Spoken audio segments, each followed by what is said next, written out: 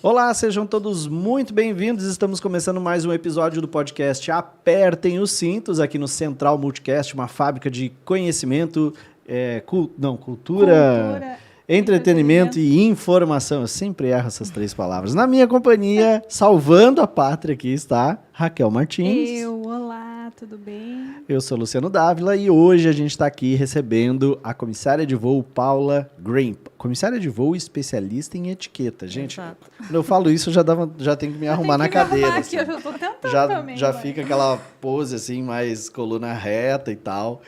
Paula, seja muito bem-vinda. Obrigada pela oportunidade de estar aqui. Estou muito feliz. Show de barra. As respostas da Paula, tudo politicamente gente, correto. Vai ser difícil a gente tirar essa pessoa da linha hoje. A gente chegou aqui no estúdio, tava ela sentada assim, numa delicadeza que eu não sei. Acho que eu nunca vou conseguir ser delicada assim. A Paula, ela tem o efeito que na minha época, quando a gente voava na Internacional, é o efeito CI. Né? A gente olha para todo mundo no café da manhã, tu bate o olho, tu sabe quem é a CI. Porque a CI, ela está sentada assim. O que é a CI? A CI é a chefe da Internacional. Chefe da Então, a chefe da Internacional era a comissária que atendia na primeira classe. Então, ela sentava os movimentos. Tudo calculado. Refinados.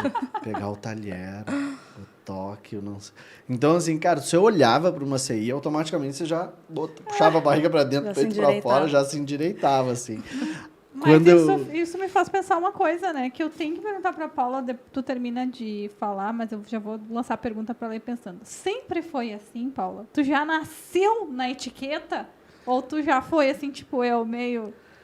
Eu nasci, acho que um pouco diferente, mais centrada, assim, mais durinha, toda durinha, mas eu aprendi muita coisa com a etiqueta. Pode ser aprendido, sim, por qualquer pessoa. Então tenho salvação. Tem, pode claro e deve ser aprendido por todo mundo. Show de bola. Paula, me conta, como é que começou a tua história com a aviação? Pra gente contextualizar aqui o negócio. A minha história com a aviação começou desde da infância, que eu viajava muito com os meus pais. Meu pai trabalhava numa empresa, e não como tripulante, mas ele trabalhava nessa empresa, e a gente viajava muito. Eu acho que eu fui olhando os comissários e me admirando eles e me vendo naquela situação. Então, eu sempre quis. Na verdade, a minha história foi desde... Nem sei que idade, mas acho que 4, 5. Começou nessa época. A minha admiração, minha vontade. De fato, né, a minha experiência na aviação como tripulante começou em 2005. Que idade tu tinha quando tu disse assim, bateu o martelo e disse, cara, tô indo lá, vou fazer meu curso e vou entrar nessa parada aqui? O curso? Acho que desde uns 15 anos. Eu já Dos tinha 15 já tinha. Então, tu completou menos, 18 e foi para a escola. Isso, exato. Só esperei completar 18 anos. Acho que antes, até uns 13, 14 anos, que eu já comecei a fazer até curso de outros idiomas nessa época, já para ter um diferencial. E passava pela tua cabeça assim, cara, e se não der certo? Não passava. Não? Nunca passou. Nunca, nenhum momento tu pensou assim, cara, e se... Sabe? Aquele momento, o e se? Nunca passou. Por isso que quando eu logo fiz os meus primeiros processos seletivos, eu levei um baque, assim, um choque muito grande, porque eu nunca tinha pensado na possibilidade do não, de não conseguir assim de imediato, que eu tinha tanta certeza que aquilo era para mim e que eu tinha que estar lá, era o meu lugar, que eu não pensei naquela possibilidade do não. E aí, quantos processos seletivos foram? Até vir o sim? Até 4. 4 processos seletivos 4. Até vir o sim. Sim. E aí, veio o sim, tu entrou na aviação. Como foi para ti esse começo? Ele foi muito diferente do sonho? Porque a gente tem uma imagem quando a gente está fora. E aí, quando a gente entra, derruba o castelinho de cartas da gente.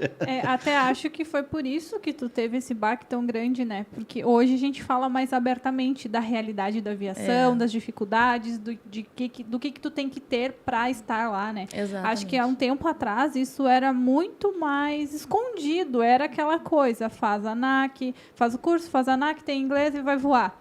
E aí, nunca ninguém te explanou que poderia chegar lá e tu ganhar um não por não ter habilidade, por comportamento, por isso, Exatamente. É que nem o Luciano, né, vejo muitas vezes no material, nas postagens dele, não basta ter a parte técnica, né, passar na ANAC, estudar, saber tudo, e faltar a inteligência emocional, outras coisas que a gente pode adquirir com o tempo, né? Claro, com dedicação, mas não é só idioma, técnica, é muitas outras coisas que envolvem, né? E tu tinha idioma quando tu fez esses 3 processos seletivos iniciais? Tinha. Porque existe o mito, né? A galera geralmente pensa, eu vou fazer meu curso, eu tenho inglês, vai dar tudo certo.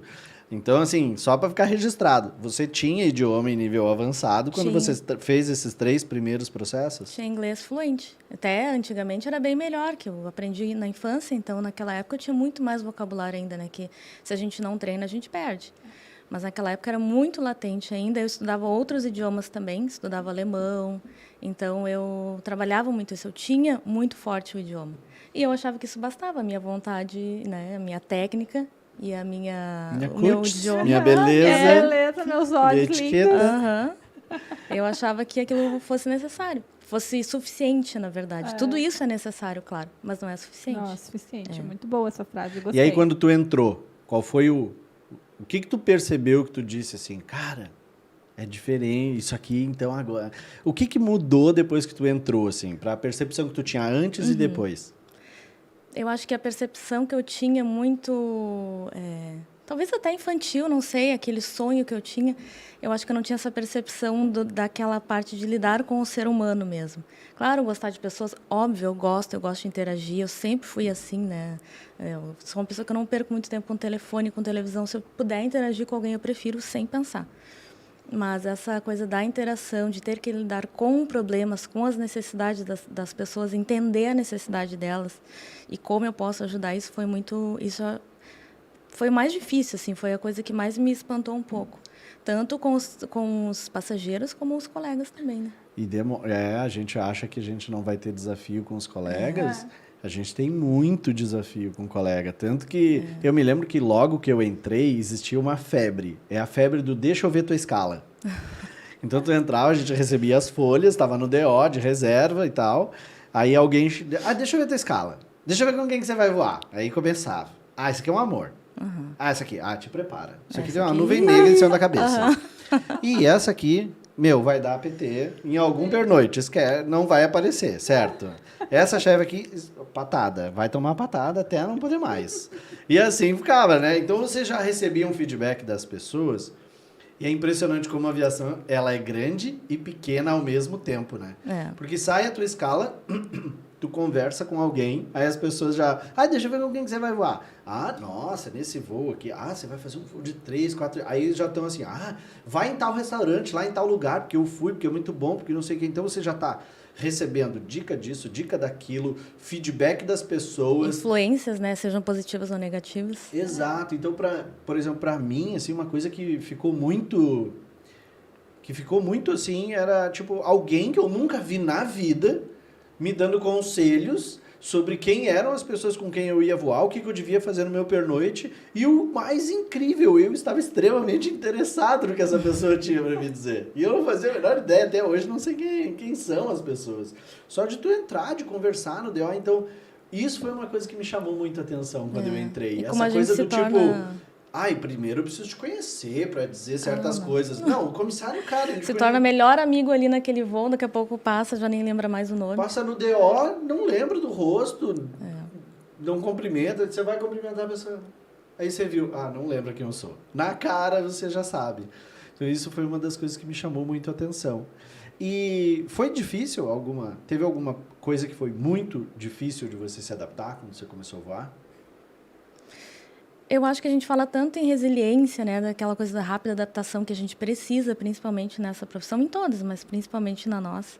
Eu acho que é difícil, assim, um exemplo bobo, assim, mas como a gente está de sobreaviso, a gente sabe que a nossa escala pode mudar, né, a qualquer momento. Mas a gente já faz uma projeção, eu vou fazer durante esse período. Não vai mudar. Não, todo mundo... O pensamento do tripulante é o seguinte, esse dia aqui é sobreaviso de tal hora até a hora, com a força da Nossa Senhora da Escala, ninguém vai me ligar e nesse momento aqui eu estarei indo lá no churrasco dos meus amigos com eles. Ponto. É isso que a gente pensa. Exato. Não é? Eu arrumei minha mala para a praia, daqui a pouco mudou, né, tá inverno, vou lá para Curitiba, Foz, um lugar super frio. né? Essa coisa a gente acredita que não vai mudar, mas quando muda, e a gente tem a tendência a não aceitar, né? Mesmo quando a mudança é positiva, depois no fim das contas, depois passada aquele sentimento assim, que droga, depois quando a gente vai avaliar, talvez, né, no fim vai ser melhor para a escala, vai até dar um ganho financeiro maior, né? Mas naquele momento que muda, a gente fica assim, né, com aquela sensação. Como a gente é resistente, né? E é uma coisa que, tanto faz. Você vai estar dentro de um avião, a configuração é a mesma, fazendo uma decolagem, realizando um pouso e um serviço de bordo no meio. Tipo, tanto faz para que lado você está voando. É uma coisa que Mas é que expectativas foram criadas. Né? Exato. E a expectativa leva à frustração, né? Quando aquilo não... Exatamente. Mas tu vê que é uma coisa curiosa, porque o nosso trabalho é o mesmo. Tanto faz, o avião tá indo pro norte, pro sul, pro leste, pro oeste, a gente tá ali, é um embarque. Estamos dispostos a isso, né, no momento que a gente aceita essa profissão e tudo que vem junto com ela. Estamos dispostos a isso, mas, no entanto, eu acho que essa é uma coisa que a gente não pensa e, na hora, é difícil aceitar. Acho que essa foi uma dificuldade, assim. E eu vivi isso também. Agora que tu estava falando, eu fico pensando... Só que eu fico pensando assim, agora, né, com a maturidade, eu fico pensando assim, agora, um idoso já, refletindo sobre a vida, eu me vejo pensando assim, cara... Pra que eu gastava toda essa energia ficando literalmente puto da cara porque a escala tinha mudado? Cara, não ia mudar nada. Não muda nada. O trabalho ali dentro é o mesmo. Obviamente, o pernoite, o hotel, o que tu vai comer. Isso tudo automaticamente muda, né? Porque vai chegar às vezes não dá nem tempo de aproveitar muito isso também, né? Não, geralmente não dá tempo. Então... assim, é o contrário. É de vez em quando dá tempo. E aí, agora, hoje em dia, tá muito de vez em quando dá tempo. Mas, assim, tu acaba fazendo um turismo pela própria necessidade do voo. Tu tem que sair para comer. Tu vai para um restaurante. Tu é obrigado a fazer alguma coisa assim. Só em horários muito cabulosos que você acaba, de repente, não saindo do hotel. Eu ia gastar todo o meu salário em comida. Óbvio. Óbvio, eu ia conhecer todos os restaurantes. Eu certamente seria aquela que dizia assim, vai no restaurante tal. Mas é bom, é bom. Tem uns lugares que tem uns verdadeiros tour gastronômicos, assim. Quer ver um lugar que o pessoal fazia muito isso? Madrid. Madrid era o voo da gastronomia. Era impressionante. Além de fazer um tour em vários restaurantes, eu nunca vi disso, a pessoa sair de um restaurante e ir para outro restaurante, e ir para outro restaurante, passar em 5 restaurantes e depois voltar para o hotel. Gente, que legal. Mas, além disso, também... Ainda tinha o mercado. Não, e fora a questão da moeda, né? Que a nossa diária lá rendia muito, porque as coisas lá são muito baratas. Então, a gente conseguia fazer tudo isso sem, né, gastar mais do que a nossa diária, né? Muito bom. Quero ir para Madrid.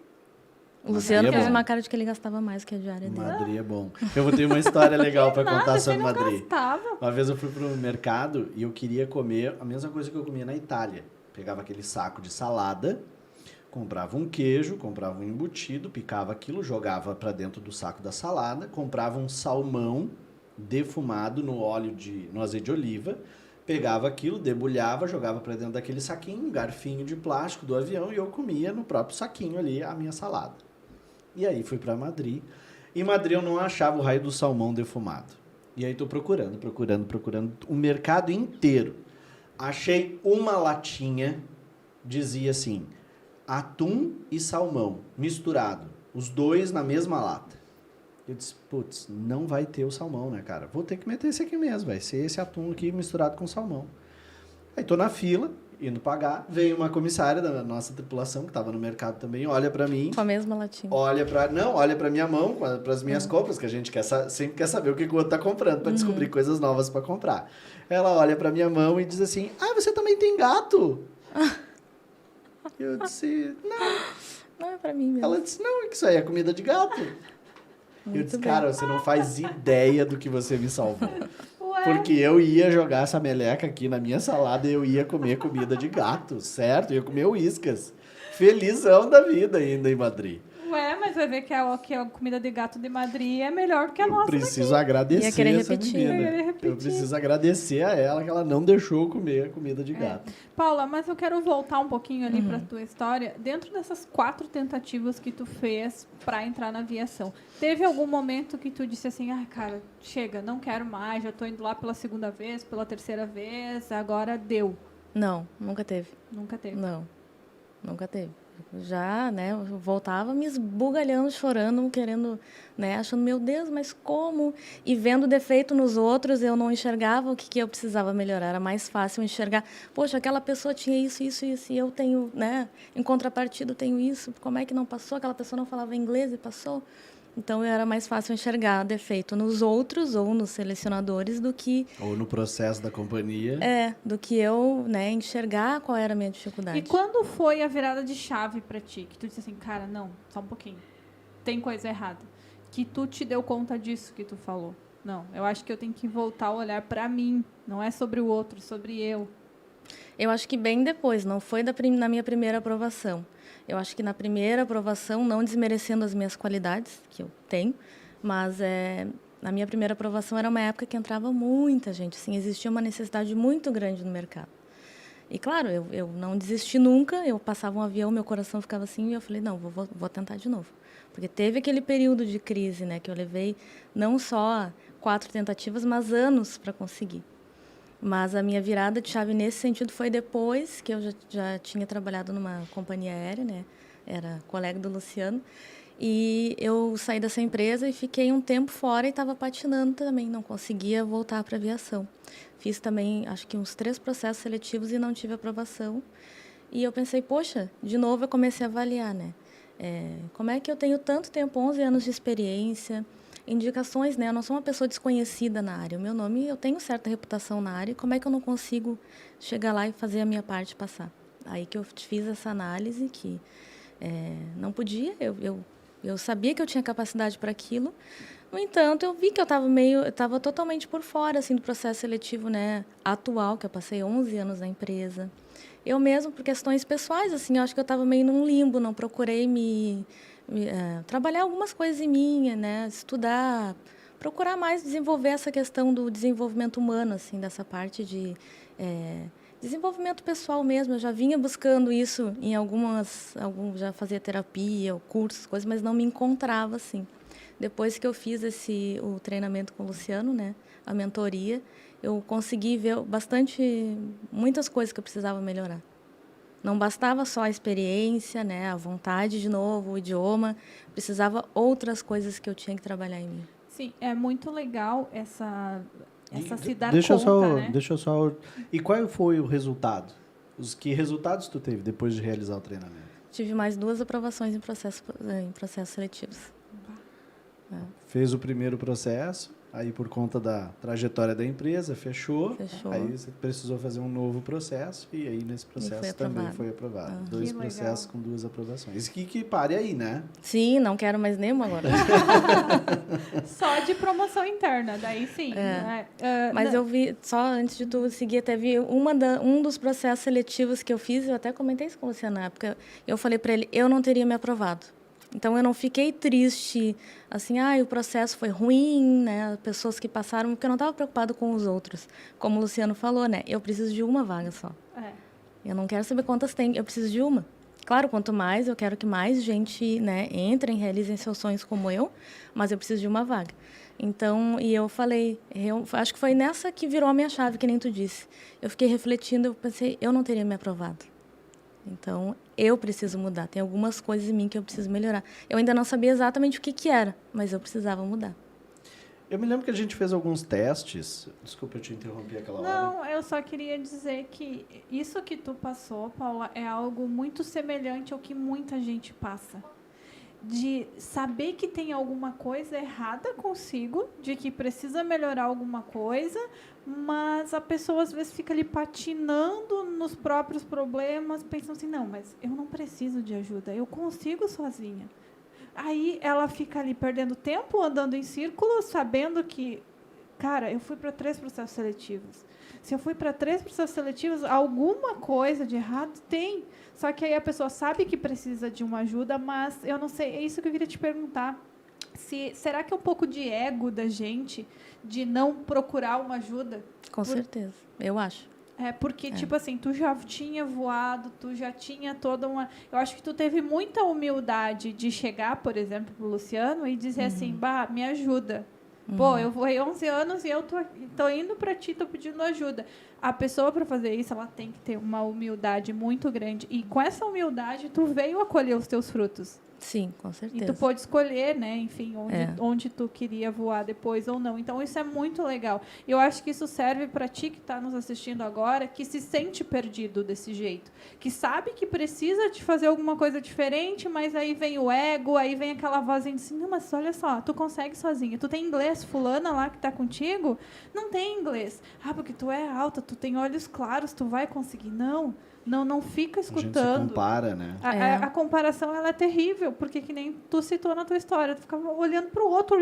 Enquanto a gente está olhando para o outro, a gente não está olhando para a gente. Exatamente, faltava eu olhar para mim mesma. Né? E aí as oportunidades passam, e aí tu fica assim, pô, mas fulano foi contratado ali, não sabe nem falar inglês direito, mas foi. Qual é o meu problema? O teu problema é que tu tá ainda olhando pro fulano. Eu queria até te perguntar o seguinte, Paulo. Eu me lembro que a gente fez um teste, né? E tu tem formação em letras, né? Sim. Me corrija se eu estiver errado. E eu me lembro que a gente fez uns testes e você foi mal na prova de português. Lembra disso? Péssima. E aí a gente, conversando sobre aquele resultado, analisando aquilo, a gente chegou à conclusão de que foi o estado emocional que te afetou. E aí eu queria saber, assim, de ti, o que você acha que passa na cabeça? Qual é a sensação, que sentimento que domina a pessoa ali na hora que... Eu quero que você volte lá para a hora que você estava fazendo aquele teste de português, para explorar isso. Que sentimentos a pessoa tem na hora que ela tá ali e ela tá vivendo esse bloqueio? Porque não é uma questão de você não saber.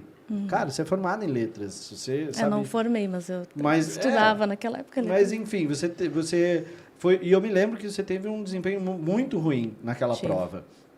Então, eu queria saber de você. O que você acha que influencia na hora de você estar fazendo os testes, as provas, e que detona com o teu desempenho? Medo. O sentimento é medo, pavor, pânico, é tudo isso junto. Você acha que não saber lidar com isso e deixar a parada tomar conta? Não saber lidar. Acho que é preciso fazer todo um autoconhecimento, né, uma autoanálise para descobrir aquilo que nos trava, né, os nossos pontos, não digo pontos fracos, mas coisas que nos atrapalham a chegar onde a gente quer. Que não é que eu não vou sentir medo, nem, né, não pânico, pavor, não, mas eu não vou deixar de sentir medo no processo seletivo. Né, de ficar com um pouco de insegurança, que é normal, por mais que a gente, né, estude, a gente fica seguro, a gente tem um pouco de insegurança naquele momento. Mas eu não vou deixar de sentir isso. É a gente aprender a dominar isso para que não nos atrapalhe esse ponto, né? Isso. Porque, que nem no livro da Brené Brown, o pânico, ele bloqueia a gente não consegue ir adiante, a gente não consegue aprender nem se expor, que eu acho que era o meu grande medo, era de me expor. E eu acabava me bloqueando e perdendo oportunidades assim, porque eu não conseguia desenvolver. E muitas vezes não é estudar mais, né?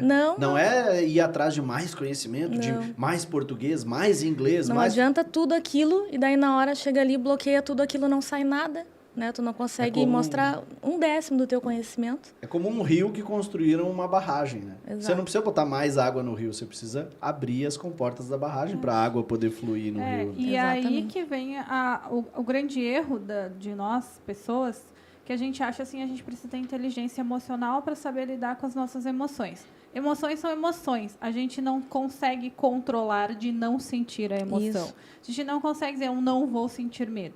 Mas a gente consegue ter comportamentos que façam com que o medo seja menor, que façam com que você tenha resultados melhores a partir das tuas emoções, né? Então, é por isso que a gente precisa, talvez, de ajuda, quem não consegue saber sozinho, que comportamentos que vão ajudar a criar o ambiente propício, a criar o estado emocional propício para o processo seletivo. Exatamente. Já viveu, Paula, alguma situação em voo que você teve que usar da inteligência emocional para lidar com ela, porque ela foi desgastante, vamos dizer assim? Todos os dias.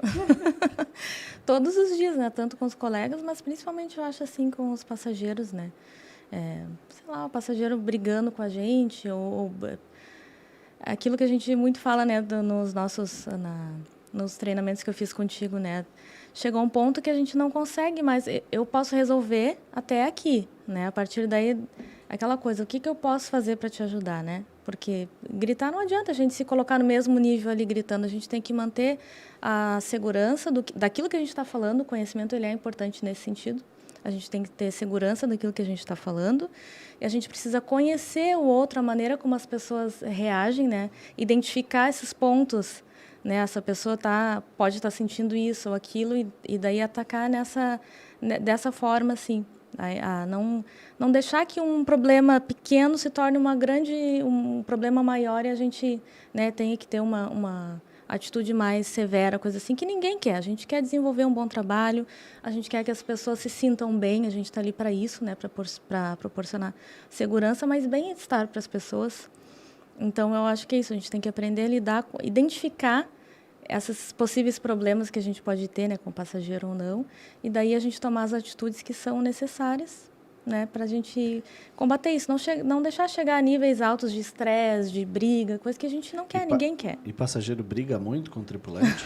Eu não consigo nem imaginar a quase Paula não. O que gritando. tu acha, Paulo? Tu acha, na tua opinião, tu acha que o passageiro briga muito com o tripulante? Geral, não com você. Uhum.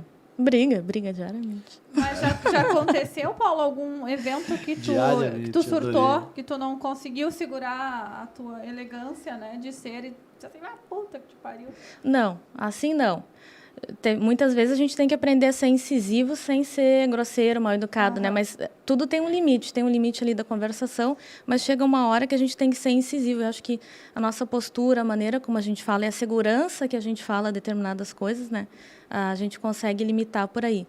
Já teve, né, vezes de eu ter que falar, olha, é isso e deu, acabou. Quer seguir, não quer. É assim, né? Mas sem gritar, sem chegar nesse nível de agressão, claro, em algum momento talvez, né, pode acontecer, não digo que não, mas até hoje nunca aconteceu.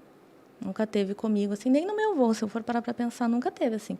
Nesses anos todos, eu em 17 anos praticamente que vem, né, teve período que eu fiquei parada, mas nunca tive, assim. Já tive passageiro desembarcado com a polícia, mas no final, não houve agressão. Lá no final, eu tinha pessoas esperando ele, mas... Sim. E aconteceu alguma história assim? Qual foi a história mais engraçada que aconteceu nos voos que tu já fez? Que tu disse, isso aí eu nunca mais vou esquecer. Engraçado. Ou diferente, enfim, coisas inusitadas. Coisas inusitadas acontecem bastante. Casais se empolgarem bastante, isso acontece. Povo que gosta de pegar no avião, né? Gosta de pegar. Livre. O que tem no avião que as pessoas... Vamos ter que dar uma viajada, amor, pra ver se a gente se empolga. Mas não, aquele avião é tudo sujo, cara. Tudo Todo sujo, lugar né? é Querendo sujo. fazer coisa O banheiro no é banheiro. sujo, a mesinha é suja, tudo é sujo A lá gente dentro. sempre se comportou, né, nos nossos voos. O que mais que já teve? Ai, gente, coisas inusitadas agora não me vem nada. Já assim. morreu alguém no teu voo? Não. Eu falo, né, quando tem algum passageiro com medo, eu falo, olha, tá no voo certo, porque nunca tive óbito, nunca tive nada, assim, muito grave de ter que, sabe, passageiro desacordar, não voltar. Nunca tive nada assim, nunca tive nenhuma emergência. Não foi um voo que que a gente estava fazendo junto, que um passageiro da executiva sentiu uma dor de barriga, e aí ele levantou, recolheu a poltrona dele, botou o edredom ali na frente da poltrona, baixou as calças. Ai, meu Deus. Não foi? Gente do céu. Aí, como é que a história chegou? Chega a comissária da executiva, lá atrás na econômica, doida, porque o passageiro tinha entregue para ela um edredom, um cocôzão desse tamanho no edredom. E aí, ela chegou, ele com o edredom fechado, ele chegou na gala e falou com ela não só falava espanhol, ele só falava, sei lá eu qual é que era a língua, os dois não conseguiram se entender ali, e aí ele pegou e abriu o edredom e mostrou pra ela Ela caiu dura. o cocôzão do cara lá no meio do edredom. Aí Mas ela, será que foi uma questão cultural dele? Ou... não sei, aí ela pediu pra ele fechar, pegou um saco, botaram dentro do saco, fecharam, botaram dentro do banheiro, não utilizaram o banheiro. E aí ela foi contar, porque era no meio do turno isso, né? Uhum. E aí ela foi contar para o resto da tripulação o que tinha acontecido. Aí teve uma menina da econômica que ficou indignadíssima com aquilo, foi até o passageiro e conversou, acho que em inglês com ele daí, e perguntou para ele, o senhor sabe que o avião tem banheiro? Ele disse, sim. O senhor tá se sentindo bem? Ele disse, agora eu tô.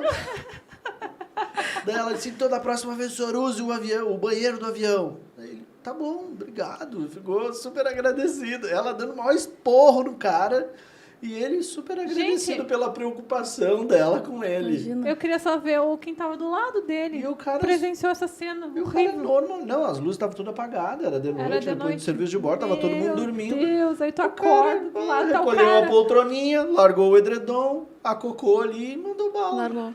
É, Largou que incomodava. tava lá na manjedoura o filho. Bebê. Que loucura. Eu já tive quase, assim, mas eu acho que por questões culturais mesmo. Essas pessoas que vêm refugiados de outros lugares, assim, nem sei de onde que era aquele rapaz. E era um grupo, assim, de pessoas, mas a gente via que eles não tinham conhecimento nenhum. Não falavam nem português, nem inglês, nem espanhol. Eu não sei que raio de idioma eles falavam. E ele chegou fazendo um gesto muito estranho na galha, e assim, pipi, e o que é isso? E ele assim, eu disse, gente, vai, pronto, um tarado, primeira vez vou ter que conter alguém no voo. E eu e a comissária, ela assim para mim, gente, vou ter que conter agora no voo. Só o que faltava, né?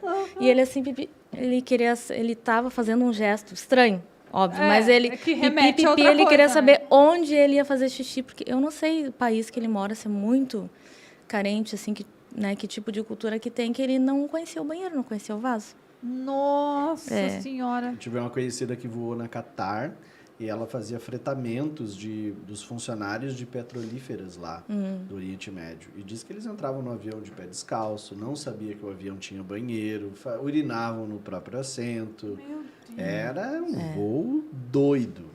Diz que era doido, assim.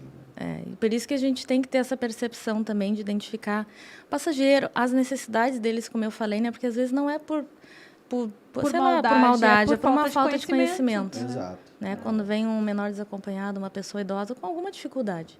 Agora, recentemente, teve um passageiro que embarcou no meu voo como prioridade. Eu fui pegar ele, vi que era um senhor bem matuto, assim. Fui pegar ele, estava na última poltrona. Aí eu fui explicar para ele onde que era o banheiro, das máscaras, das questões de segurança para ele. E ele começou a chorar, que ele estava indo para enterrar o filho dele. Ai, que pecado. São coisas que a gente tem que aprender a lidar também, né? Claro, a minha vontade era de abraçar ele e ficar chorando com ele, mas eu precisava passar... Tenho que dizer, numa hora dessa, dá aquele nó na garganta, né? Ainda mais assim, filho, né? Porque o natural da vida é que a gente enterre os nossos pais, né? Mas deve ser muito difícil enterrar um filho. Nossa. Mas bem no fim, tu conseguiu ensinar o cara a usar o banheiro lá? Conseguimos. Teve um que fez na pia, desse mesmo grupo fez na pia, daí a gente teve que orientar ele. Mas... Coisas que acontecem, o cachorrinho Just saiu, another day. o cachorrinho saiu da classe econômica no meio do voo também. Saiu da classe econômica, foi lá para a executiva e fez também cocôzinho dele lá na executiva. Esperto, debochado esse cachorro. Debochado. Me deixaram na eu econômica. Eu não vou fazer cocô na econômica. Agora eu vou para a executiva. Mas nada de grave, assim, viu? Quem estiver escutando, peçam o voo que eu estiver tripulando, que o voo vai sair redondo. Muito bom. Paula, e aí? Chegamos numa era que tu voltou para aviação e tal e começou a fazer um trabalho paralelo que hoje tu desempenha, que é lidar com a etiqueta. E o que surgiu na tua vida, o que te deu, que te levou a estudar sobre isso, a ter um treinamento, orientar as pessoas com relação a isso? Eu acho que já ainda na mentoria que a gente fez um trabalho, né, que eu sempre te falo que aquilo foi um divisor para mim, assim, uma das atividades que a gente fez, né, que as pessoas tinham que responder algumas perguntas a meu respeito. E aquilo mudou muito, assim, eu acho que a gente tem dificuldade quando a gente faz esses trabalhos de autoconhecimento, né, de contar a nossa história, que às vezes é tão difícil a gente falar das nossas qualidades e não deveria ser, né? Às vezes é mais difícil a gente falar sobre os nossos defeitos do que sobre as nossas qualidades. E eu tive que aprender isso, porque, né, esse processo seletivo, fale sobre você, né? Eu realmente tinha que me conhecer, saber os meus pontos fortes. E uma das coisas que eu comecei a escutar, assim, que as pessoas falavam, né, das minhas qualidades, nesse sentido. Ai, tu é elegante. Chega, todo mundo já fica assim, olha o jeito que tu te para, né, as coisas que tu faz. Então, nessa busca de autoconhecimento, eu comecei a perceber isso, que eu acho que eu tinha um pouco de bloqueio de aceitar isso. E eu percebi como a etiqueta realmente faz a diferença, fez na minha vida em vários momentos, assim. Até, inclusive, nos processos seletivos, né? E nas minhas relações pessoais, assim. Então, eu enxerguei isso. O que seria, só para ficar bem claro, o que seria fez a diferença? Como a gente estava falando, né? No processo seletivo não é só o conhecimento, a técnica, o idioma. Eu acho que é a maneira da gente se portar, da gente se colocar, a gente interagir com as pessoas, porque querendo ou não, a gente faz diferença na vida do outro, seja positiva ou negativa. Todos nós aqui na sala, um interfere na vida do outro, né? Uma pessoa que está no meio da rua, às vezes, sei lá, dá um grito, tu te assusta, a pessoa que está dentro do carro. Então, a gente interfere na vida das pessoas, sim. Então, a gente saber ter essa consciência de como a gente interfere na vida dos outros e como o comportamento, ele também nos ajuda, né? Eu falo para as minhas sobrinhas, né? As mães dos amiguinhos gostam de convidar elas para ir lá. Por quê? Porque elas têm um comportamento que é adequado, né? Que elas não são pessoas invasivas, mal educadas, que elas têm um comportamento um pouco diferenciado, talvez, com relação a outras pessoas. Então, tudo isso no processo seletivo, né? A maneira da gente olhar para o outro, da gente olhar para nós mesmos, que é muito necessário. A gente faz isso a todo momento, na verdade, como ser humano, né? Por exemplo, a gente, quando escolhe um amigo, a gente escolhe a nossa amizade baseada no comportamento dela. Exato. Alguma coisa faz a gente querer estar perto daquela pessoa. E a similaridade está muito presente aqui, né? Porque a gente gosta muito daquilo que é similar a gente. Por quê? Porque nos dá conforto. Ou daquilo que a gente... confortável. Ou daquilo que a gente quer ser, né? A gente admira uma pessoa, às vezes a gente não tem, né? Mas a gente gostaria de ser, a gente gosta daquele comportamento, dá um conforto pra gente. E a gente busca interagir mais. Então, até as pessoas com quem a gente decide interagir mais ou menos, vem de acordo com o comportamento que essas pessoas apresentam. E eu acho que um processo seletivo ele não muda absolutamente nada disso. Exatamente. O processo seletivo é simplesmente o momento da escolha de quem a empresa vai escolher ter um relacionamento pelos próximos anos. Exatamente. Então... eu vejo muito a etiqueta ligada à pessoa compreender as consequências do seu comportamento. Exatamente. Como a gente impacta a vida do outro e a nossa, como a gente impacta o ambiente em que a gente está inserido ali. E aí, o que é que tu fez para conseguir conhecer mais desse mundo? Eu estudei na Escola Brasileira de Etiqueta, fiz o curso de formação de professora e consultora de etiqueta. Né, tive a oportunidade de trabalhar contigo, né, que foi bem legal para mim, assim, foi muito positivo, recebi um feedback muito positivo que me deu mais vontade de seguir nesse caminho ainda.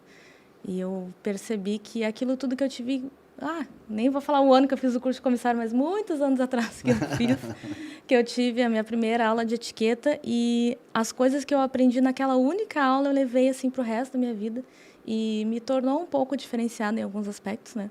E eu fiz o curso de etiqueta agora para poder passar isso para as pessoas, né? Poder dar esse diferencial, trazer essa consciência de civilidade, cordialidade, sociabilidade que é importante.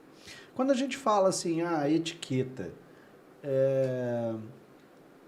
será que soa como uma coisa elitista? Com certeza, com certeza. Muita gente tem essa ideia ainda. Isso a gente precisa ir mudando ao longo do tempo, né? Mas soa como uma ideia de uma coisa, né, que não é para qualquer um. E hoje em dia a gente trabalha muito em cima da etiqueta do terceiro milênio, que, pelo contrário, justamente ela é inclusiva.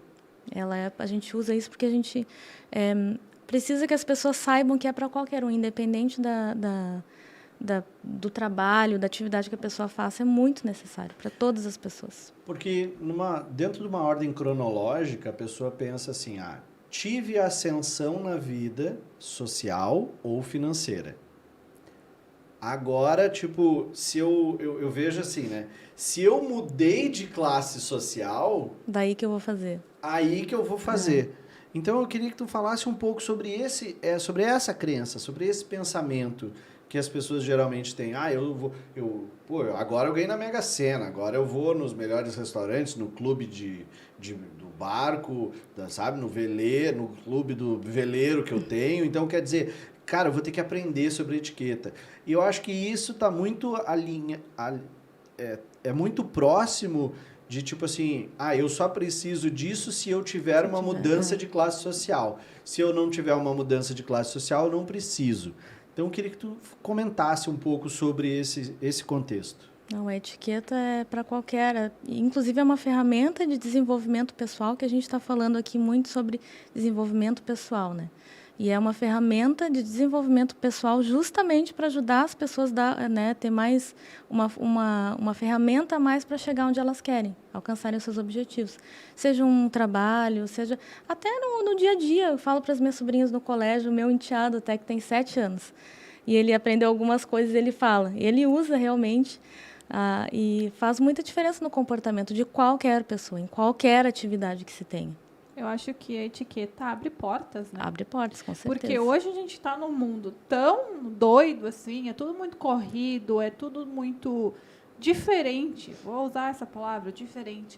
Que tu encontrar uma pessoa que se porte de maneira adequada, que sobrepasse a educação, né? Porque educação é o mínimo aceitável em qualquer situação, né? Então, isso te torna diferente. É que eu acho que essas palavras, para a nova geração principalmente, elas têm um buraco negro dentro delas. Por exemplo, adequada.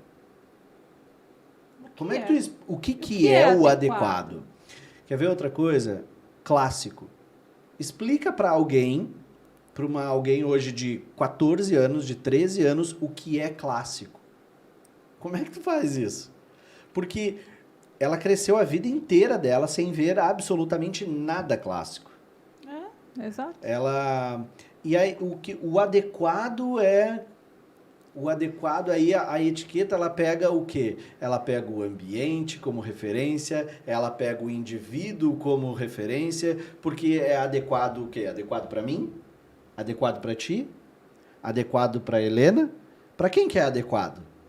Eu acho que é muito aquilo que a gente estava falando sobre, né? A gente vai voltar aqui a usar o processo seletivo, mas na vida pessoal, no colégio, por exemplo, que eu falo para elas, tem um grupo XYZ, vai fazer um trabalho, precisa ser dividido em grupo. Né? Sempre tem aquele que a gente quer estar junto, eu quero estar no grupo da fulana. Por quê? Aquela pessoa tem o quê de diferencial? O que tu enxerga nela que te faz querer estar com ela? Ela é mais inteligente? Acha ela mais bonita ou não? Não, né? Não é questão de beleza.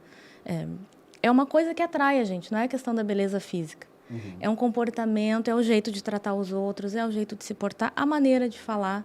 Então, tudo isso, eu acho que é uma questão de magnetização. Com elas, que são bem jovens, eu uso alguns exemplos assim. Mas é isso, é a questão da gente... Seria correto dizer, então, que estudar etiqueta e se especializar em etiqueta é você se especializar em ser mais magnético. Exatamente. É um processo, é você aprender a ser atrativo para as pessoas, ser atraente para as pessoas, não no sentido beleza, mas Sim. no sentido de relações, né? Da relação que a pessoa vai ter com você no longo prazo. Exatamente. Como uma construção de reputação, digamos assim. Exatamente. É justamente isso, né? O meu trabalho é uma construção de reputação e imagem. Né? A gente vai construindo a nossa reputação todos os dias. A gente acorda, a gente dá oi pro porteiro, como que a gente trata as pessoas, né? É uma construção diária, pequenas atitudes que vão, né, atitudes diárias que podem ser incorporadas. A etiqueta ela pode ser aprendida. Não é só talheres à mesa, eu acho que isso é o de menos. Assim, quando eu comecei a estudar, eu tinha muito também disso, vou aprender a usar os talheres. Eu acho que isso é uma parte importante também, mas ela é uma parte bem rápida, assim. Tu decora isso, tu aprende rápido isso, né? Agora, a etiqueta vivida, o portar-se, o falar-se, isso tem que se trazer para ti, para tua vida, fazer várias vezes todos os dias, para que aquilo se torne você, para que se torne uma coisa verdadeira e não aquele robozinho que vai para o processo seletivo, né?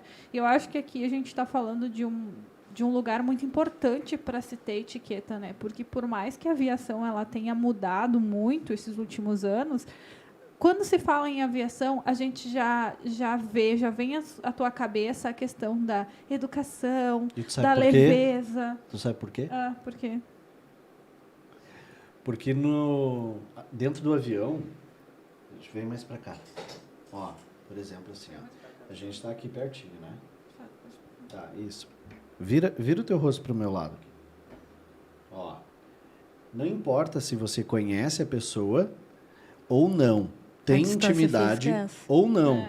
É isso aqui que você vai ter para a pessoa que está do teu lado. Ó. E às vezes acontece isso aqui, ó. Então, nós todos, nós temos um perímetro em volta do nosso corpo que, apesar de ninguém tocar a gente, esse perímetro foi invadido. É nosso, né? Teu Ele é espaço. nosso, ele é um espaço seu.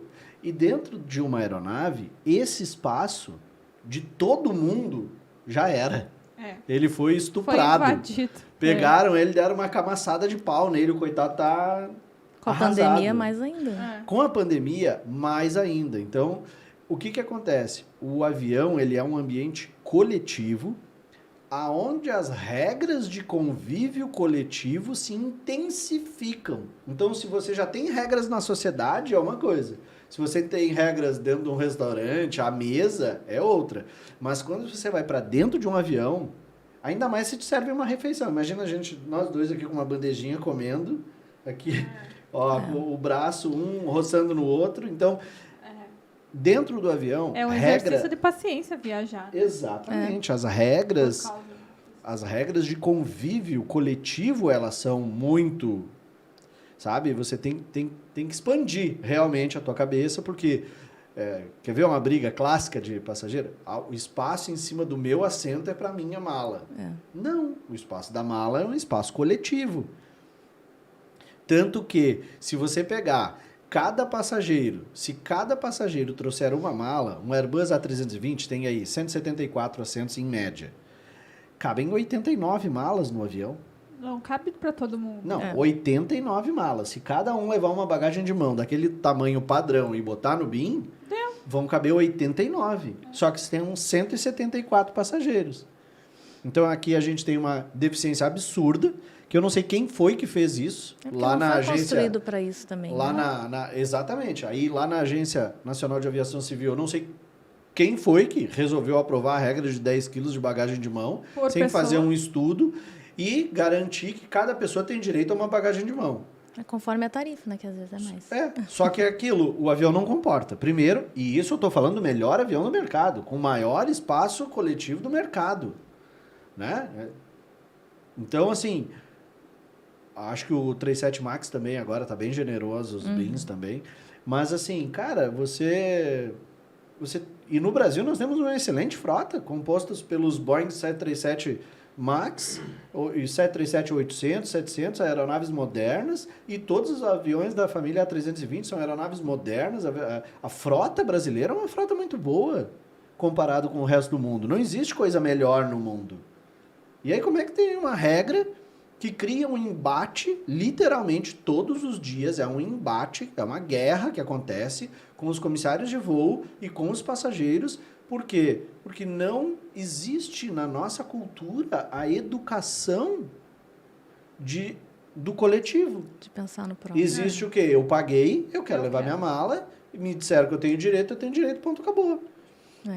Tá agora a dificuldade que a gente teve no início da pandemia de as pessoas aguardarem as fileiras da frente descer para depois levantar, pegar suas coisas, né? Foi uma dificuldade tremenda. Agora o pessoal está mais acostumado, mas foi uma dificuldade tremenda, né, no início. Ai, que o avião parava, parece um bando de gente. Todo mundo levanta, todo mundo quer sair correndo. Gente, calma. Todo mundo vai descer. Assim como entrou, vai sair, né? Exatamente. Não tem todo porquê, mundo vai descer. Não precisa ficar alvoroçado, né? Mas para ver essa questão da etiqueta, como a etiqueta evolui, né? Se em algum momento, como eu falei, né, que hoje ela é inclusiva, claro, em algum momento da história ela já foi para separar, né, rico do pobre, quem tem status, quem não tem. Hoje em dia não, ela é justamente o contrário, para incluir. E como a etiqueta ela evolui, né? Tanto que agora, com a tecnologia, tudo a gente, né, houve a necessidade da netiqueta. Netiqueta? Netiqueta. Traduza para nós o que é netiqueta. Por exemplo, no avião, imagina se cada um ali resolver olhar o seu filme com volume máximo, sem fone de ouvido, né? Imagina como vai ficar. Cada um conversar via vídeo. Então, essas questões, assim, não deixar a net, tudo que vem junto com ela, né? Chamadas de vídeo, ter um bom comportamento adequado, assim, né? Vou usar a palavra adequada de novo, mas em WhatsApp, né? Ter agora que foi tão necessário com a Acho pandemia. que adequado é você entender que não aquilo que atrapalha você o outro. faz não pode atrapalhar outra Atrapalhar o pessoa. outro, Ponto. interferir, Isso é é. adequado. Eu vou ver um vídeo aqui. Cara, eu uso o meu fone de ouvido, ninguém pode ser atrapalhado Por causa de Exatamente. mim. por causa de eu querendo assistir o meu vídeo. Também Por causa de acho. mim. Né, agora que a pandemia trouxe muito isso pra gente, as chamadas de vídeo, as reuniões via vídeo, né? Muita gente fazendo home office. A gente nos treinamentos, né? Faculdade, né? Todo mundo ficou EAD nesse período. Então, essas chamadas de vídeo, né? As reuniões e vídeo, precisa na etiqueta, porque não é porque a pessoa está em casa que ela pode aparecer ali numa reunião de regata, de chinelo, cueca. né? A criança correndo atrás, cachorro. Então, é Gato necessário. Passando na frente da câmera. A gente, né? Só que a camisa a pessoa esquece e levanta, tá de cueca embaixo. Então a gente não pode esquecer, né? Dando esse exemplo de uma reunião online, que Os professores aparecendo pelado para os alunos. Não sei do que você está falando. Então, Termina de falar, Paula, que eu vou contar essa história. é necessário, porque querendo ou não, né? É uma atividade de trabalho que requer uma roupa, né, adequada, uma roupa que tu usaria no teu ambiente de trabalho. O que é para mim no meu? É uma roupa social. Né? Então, isso se faz necessário. É um ambiente de trabalho, por mais que tu esteja na tua casa, é um ambiente de trabalho. Não adianta ter um monte de calcinha pendurada no varal aqui atrás de mim. Né? Então, E, Paula, e para tentar falar alguma coisa que não deixar ela contar a história, eu queria te fazer a seguinte pergunta. Dentro do teu treinamento, você trabalha mais conceitos ou você trabalha mais, por exemplo, situações? Na situação X, o adequado e aí vem com a orientação do que fazer, literalmente ali na prática, na execução. Então, eu queria entender como é dentro do treinamento essa orientação com relação à etiqueta. Não, é muito mais prática, assim. As minhas aulas são bem uma troca de ideias, bate-papo, exemplos, né? Bem no dia a dia mesmo. Tem, claro, uma parte teórica que eu preciso entregar isso, né? Algumas regras que são necessárias, as pessoas pedem, esperam isso, mas é muito trabalhado no dia a dia. A gente vai conversando sobre situações diárias, as pessoas me dizem as suas dificuldades, né? O que elas entendem como dificuldade, ao longo das aulas elas vão vendo que tem umas dificuldades que nem sabiam que tinha, né, algumas coisas que atrapalham, mas é muito assim, é muito prática, a aula é muito prática. Legal. Posso contar? Ela Tu quer vai contar. igual? Gente, olha só. Dentro do treinamento que o Luciano tem as salas virtuais de conversação para a gente desenvolver o inglês, né? Então, eu estava entrando todos os dias lá, só que o meu computador, eu tenho fone de ouvido, mas eu não consigo falar porque não tem microfone e eu também não consigo ver.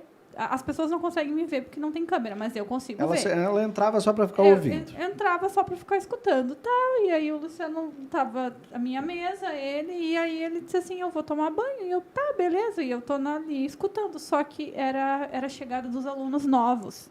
Então, o que aconteceu? Eu vi que tava entrando um monte de gente nova e que estavam meio assim perdidos. Então, eu saí do meu computador, peguei o meu celular, que aí no meu celular eu conseguia falar e ser vista. Abri a minha câmera e largo o meu hi, how are you, não sei o quê, e ele sai, ele estava entrando no banheiro para tomar banho e ele achou que eu estava falando com ele. Sai ele na porta. Eu sei que ela não tem microfone, eu sei que ela não tem câmera, eu sei que ela estava na sala já só ouvindo. Aí eu vou pro banheiro, fui pro quarto, me pelei lá e ela começa a falar doida. Eu não estou escutando. Voltei. Voltou. E aí a minha mesa eu ficava de costa para a porta, que aí é a porta do lado do estúdio lá de casa dá de frente para a porta do nosso quarto. Aí tô eu falando ali com as meninas e tal, tem ele na porta. Que, amor? Aí eu olhei, meu Deus, ele pagando nudes.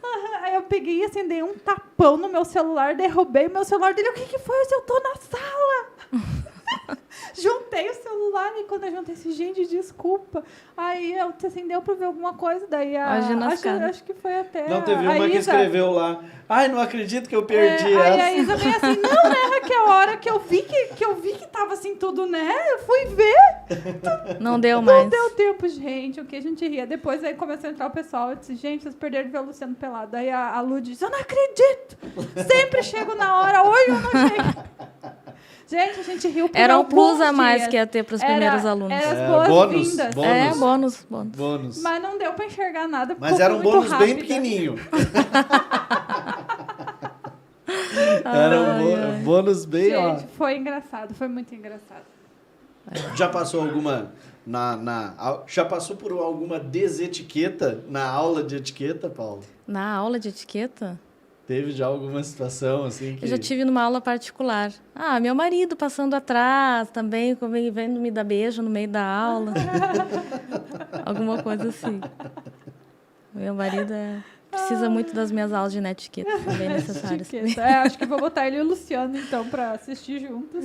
E como é que concilia essa parada agora? Turmas de alunos de etiqueta com o voo, como é que tá a tua vida hoje com esses dois projetos a pleno vapor aí? Agora está a pleno vapor. Eu estava trabalhando muito EAD, né? As aulas sempre online ali, então as aulas ao vivo, né? Ali no computador, mas online. E sigo nesse caminho por enquanto. Só agora que eu tenho um desafio aí que é para aula para crianças, que daí eu vou ter que, né, conciliar com a minha escala de comissários para dar presencialmente, que daí com criança pequena é mais difícil. E para fazer o jabá completo aqui, como é que funcionam as turmas? São turmas, é individual? Como é que o pessoal faz para te procurar? Pô, tô vendo esse podcast aqui, me interessei, é um negócio que vai agregar na minha vida profissional, pessoal, quero fazer. Como é que eles encontram a Paula? Como é que eles vão saber como é que é o curso? Enfim, quero que tu me explique para o novato aqui. Não sei nada. Me explica como é que é. Aqui, ó, a netiqueta. Deixei, por favor. Meu telefone tocando, ó. Primeira vez aqui. Faz parte. Obrigada. Ó, meu marido sempre, ó. Fazendo eu pagar mico. As aulas são individuais, via vídeo, mas, claro, uma ou duas a gente pode... Eu acho que seria interessante fazer presencial, que são as aulas de postura, elegância. Mas as aulas são via vídeo, tem como fazer 100% via vídeo. Individuais. Também faço workshop, trabalho em empresas.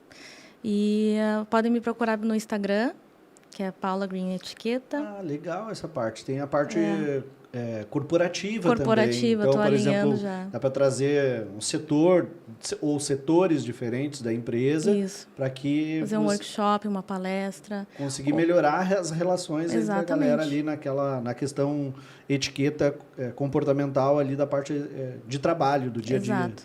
Aí, ou alguma questão específica, ou o curso completo, né? O curso completo, cerca de 7, 8 aulas. As aulas de 1h30, cada uma, mais ou menos. Claro, como eu disse, é uma aula muito conversada, a gente troca experiências, então o tempo fica ali em média de 1h30. Pode ser em alguma necessidade específica ou o curso completo. Eu tenho uma necessidade, queria sobre netiqueta, né? Hoje em dia tem muitas aulas via vídeo, que era uma aula exclusiva, podemos fazer. Ou o curso completo também. Fala de novo teu Instagram. É Paula Green Etiqueta. Green de verde. Paula Green com Green. Isso. Paula Green Etiqueta. Isso.